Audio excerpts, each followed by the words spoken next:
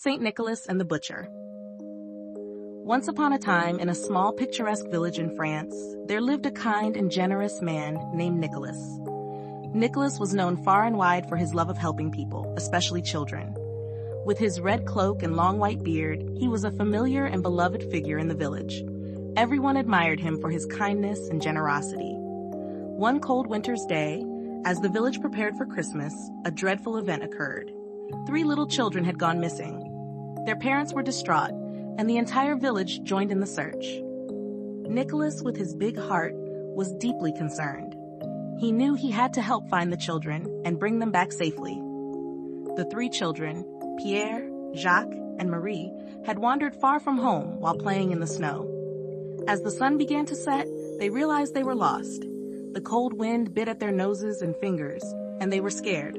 They walked for what seemed like hours until they stumbled upon a big, dark house at the edge of the village. Inside this house lived a mean butcher. He was known for his gruff demeanor and unfriendly ways. The children, unaware of his reputation, knocked on the door, hoping for warmth and shelter. The butcher opened the door and saw the shivering children. Come in, he said with a sly smile. You must be hungry and tired." The children, indeed hungry and tired, stepped inside, grateful for the warmth. The butcher led them to a cozy kitchen where a fire crackled in the hearth. He gave them some bread and cheese, and the children began to feel a little better. But the butcher had a wicked plan. Instead of helping the children, he saw an opportunity to do something terrible.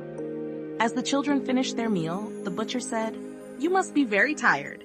Let me show you where you can rest." He led them to a dark, cold room at the back of the house and locked them inside. The children were frightened and confused. They banged on the door and called for help, but no one came.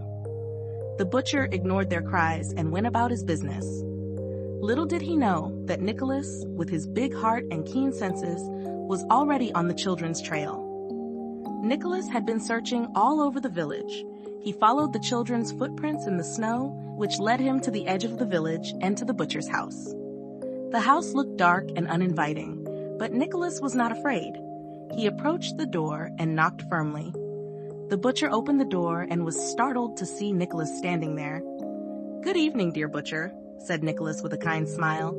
"I am looking for 3 little children. Have you seen them?" The butcher, trying to hide his guilt, lied. "No, I haven't seen any children." But Nicholas, with his keen intuition, sensed that the butcher was not telling the truth. He looked into the butcher's eyes and said, "I know you have them. It's not right to keep them locked up." The butcher, feeling the weight of his guilt and the goodness radiating from Nicholas, hesitated. Finally, he led Nicholas to the dark room and unlocked the door. The children, overjoyed to see Nicholas, ran to him and hugged him tightly. Nicholas smiled warmly at the children. "Come, children," he said gently. "Let's take you home." He held their little hands and led them out of the dark house. The children felt safe and happy with Nicholas. As they walked back to the village, Nicholas spoke to the children softly. "It's Christmas time," he said, "a time for love and kindness. We should always be good to each other."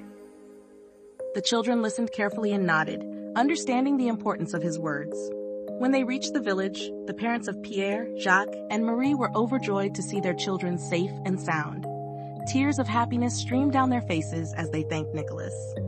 "You are our hero, Nicholas," they said. Nicholas, humble as ever, just smiled and replied, "It's Christmas time. Let's all be kind and generous, not just now, but always." From that day on, Nicholas became known as St. Nicholas, the protector of children.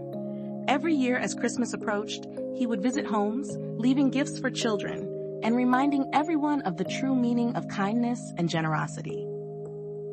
In the following years, the story of St. Nicholas spread far and wide. Children would eagerly await his visit on Christmas Eve. They would hang stockings by the fireplace and hope to find gifts in the morning.